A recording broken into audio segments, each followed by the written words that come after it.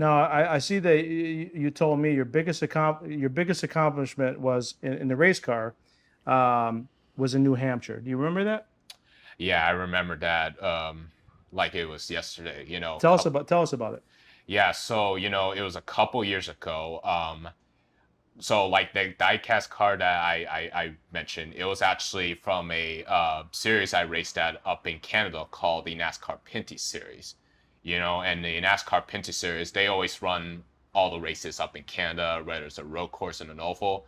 But they went with this idea that they wanted to try go out of the Canada to try and race a track in the U.S., which would be New Hampshire, and that they would have the inaugural event at September. And then of course considering because I'm an American driver, they knew that that by the time they were going to go to that race, that they wanted me to be part of something, be part of history. And so I got a call from I think it was Anthony Simone. He had another car that like he and his team built that he wanted me to drive. And so it was a really fast car right at the bat. We were good in practice. We had a really good qualifying spot.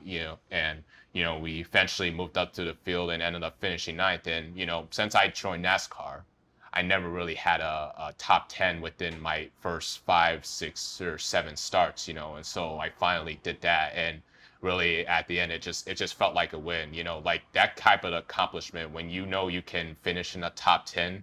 Eventually you'll figure out how to finish the top 5, and then the wins will come. And so really that top 10 kind of felt like a win.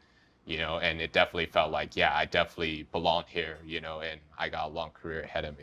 Some of your some of your favorite race car drivers, either from the past or now. You have any favorites from the past or?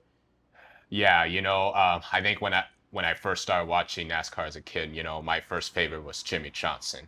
He's a 7-time champion. He just got a great level of class when it comes to the things he does on track versus the stuff he does off track. And I've always admire been inspired of what he's been able to accomplish in the sport, and I try to take a little bit of that and try to apply it to my racing career, things that I can do that he does.